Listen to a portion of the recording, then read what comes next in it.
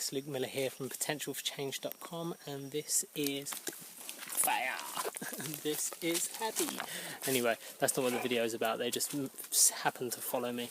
In this video I wanted to talk about enlightenment, and just something that I've kind of observed and has just come to me through like meditation and all that kind of stuff. And it's the fact that maybe enlightenment is not, hey, get off, it's not a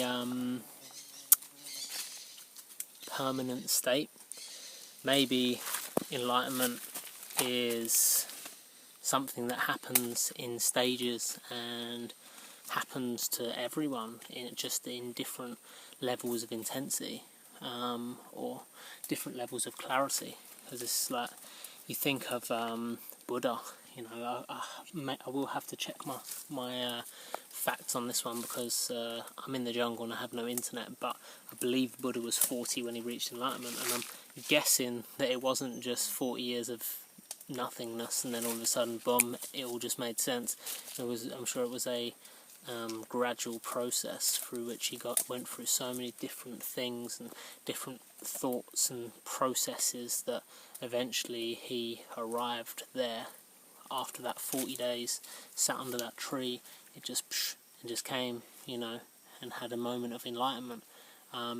But with that being said, who's to say that that was it, you know? Like, he obviously continued his life after that, you know, so, and he probably continued and had struggles and had all the trials and tribulations that we all do, and maybe he had another moment of enlightenment later, you know, and it was reached to another depth or another level, you know, because there is no perfect state, you know, and I think it's quite humorous, you know, to think of all like these religions and ideas as being perceived as perfect, you know, and it's like we have this perfect state that we feel like has been reached, when in reality, you know, they're probably just normal, just like me and you, you know, really kind of and just managed to go in, you know. Can you see that monkey in the background? This is what I've got going on while I'm here. But yeah, maybe they just you know, reach these stages and are able to, as a result, translate some of what they've seen and share, you know, on a different level of understanding that most people don't actually have. But, you know, it could be argued that we all reach enlightenment, you know, because at some point in your life there's, you know, there's always been, you know, there's always problems and things going on, you know, in which there seems to be no solution, then all of a sudden, boom, you know, it all makes sense, you know. What's to say that that is not, well, it is enlightenment, you know, it's an enlightenment. It's a type of enlightenment, it's a specific part of enlightenment, you know, you're reaching in, you're becoming enlightened in the specific thing that you're trying to solve, you know. And I'm sure all these sages, prophets and teachers, all, although the level of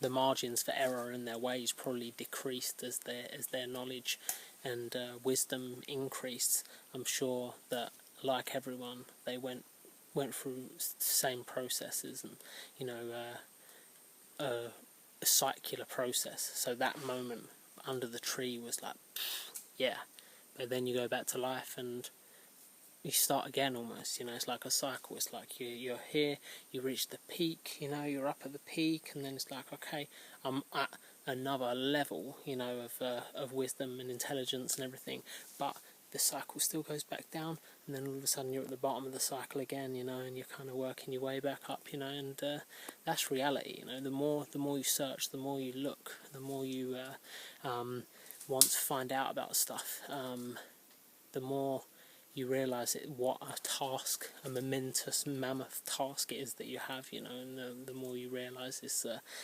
a life's work, you know, multiple lives' work. And yeah, maybe we arrived there, maybe they did arrive there, but, you know, maybe it's one of the biggest mistranslations of our time, right? Reaching enlightenment. Maybe that is something that we all just reach, and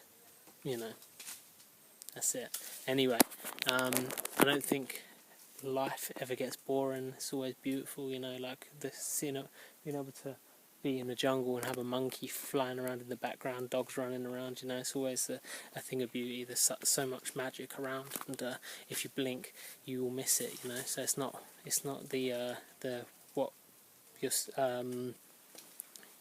situation is, how you perceive it. In the concrete jungle there's beauty, everywhere there's beauty. It's just about recognizing that beauty, and if you don't find something beautiful, accepting it. If you can't accept it, then go somewhere else and find the beauty. Search. Sometimes we have to step outside of our space to search and find that beauty for us, and this can happen. It's all is possible, all is beautiful, and I hope whatever you do today you enjoy, and you do it with love and passion in your soul. And much love to y'all. I'm gonna go play with this monkey now, and I will speak to you very soon. And by the way, check me out on potentialforchange.com for my ebook. Go to truththeory.com. I write there most days. Have lots of articles on there, and subscribe. Much love.